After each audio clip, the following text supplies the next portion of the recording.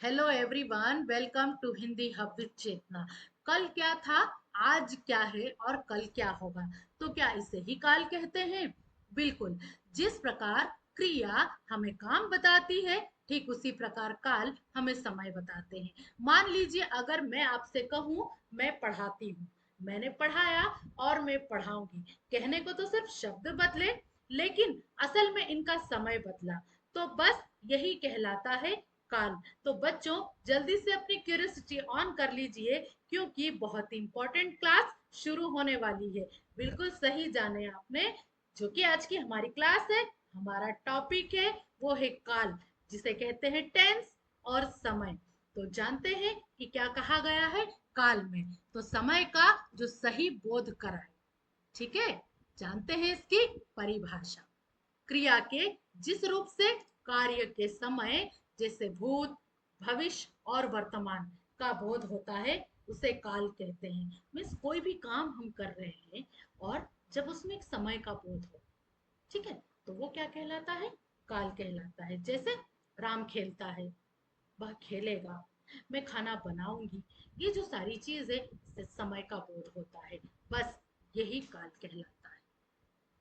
अब काल के तीन मुख्य भेद: वर्तमान काल, भूतकाल और भविष्य काल। वर्तमान काल, प्रेजेंट टेंस, जो कि चल रहा है, ठीक है।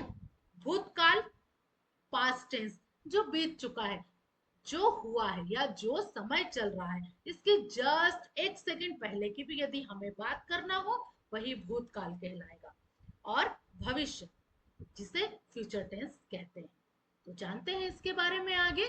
वर्तमान काल, जिसमें वर्तमान समय का बोध होता है, जैसे वह पढ़ता है, मैं खाना खा रहा हूं। वर्तमान काल।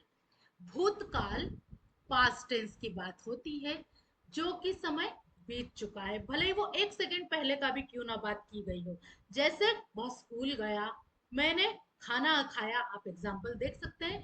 भविष्य काल की बात करें तो जिससे आने वाले समय का बोध हो, जो हम भविष्य में करने वाले हैं, जैसे वह स्कूल जाएगा, मैं पढ़ाई करूंगा, तो यही भविष्य काल के उदाहरण थे।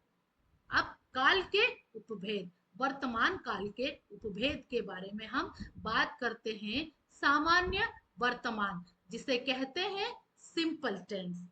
वह खेलता है, वह खाता है, वह गाता है, जिसमें कंटिन्यूअसली की बात हो रही है। अपूर्ण वर्तमान, वह खेल रहा है, अपूर्ण है क्योंकि वह कार्य चल रहा है। वह खेल रहा है, वह खा रहा है, वह नाच रहा है, ये सब अपूर्ण वर्तमान, जिसे कंटिन्यूअस जो चल रहा है उसकी बात होती है। पूर्ण वर्तमान, परफेक्ट टेंस, जो हो चुका है, ठीक है। वह खेल चुका है, वह खा चुका है, वह सो चुका है, वह जा चुका है।